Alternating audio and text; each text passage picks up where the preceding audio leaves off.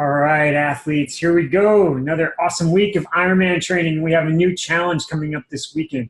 We have an Ironman simulation break. Now, this one will be a lot more indicative to what you want to use for your nutrition and your pacing to make sure that it's all dialed in. So please try to do whatever you need to do the day before to simulate the best you can what you're going to eat, when you're going to go to bed, when you're going to wake up in the morning, what you're going to eat for breakfast. Lay your stuff out just like you will before the race. Make those decisions. I know that as crazy as it sounds, when people get the pre-race bags and they start laying them out on their hotel bed, that's a lot of times when that anxiety could really start to add up because it's like, oh man, now I have to decide what sunglasses I'm going to use.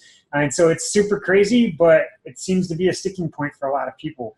Practice everything that you will in the race this time. Now, one of the challenges that I'm challenging you to do is not how we're going to race, but I want you to know how fast you want to go in your race. What's the goal? How much power you want to do?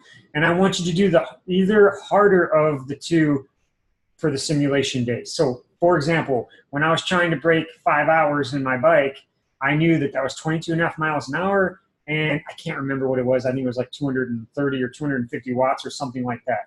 So when the wind was at my back and I was going really fast, I would try to keep my power up to where I needed it to be.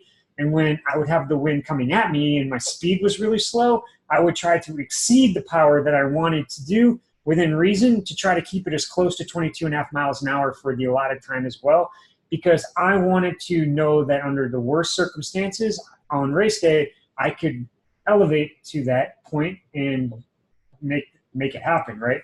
So when you come off the bike and you run, think about what we talked about a couple weeks ago, where we know that we want to not just run goal pace. We really want to be about 30 to 45 seconds per mile under goal pace for anything an hour or less to simulate that feeling of running later in the race, okay? So that's the biggest thing that we want to get out of this week. We want to have confidence. We want to not be wrecked. Plan with your family. If you need to do it on Sunday, fine, no big deal. Saturday, great. And just make sure you super dial in as much as you possibly can. Do not ride your race wheels. Don't do that because it's just not worth risking a puncture or having to do any maintenance to them. If you know your race wheels work, fine, just leave them. We'll get it tuned up right before the race. That shouldn't be an issue. Even if they're brand new, wheels should work, right? So don't worry about that, but do try to wear the stuff that you're going to wear, eat the stuff that you're going to eat, practice the nutrition plan that you're going to do, and make sure that this weekend is super dialed in so that we can make any tweaks that we need to going forward. All right, athletes, good luck this week, and I'll see you next week.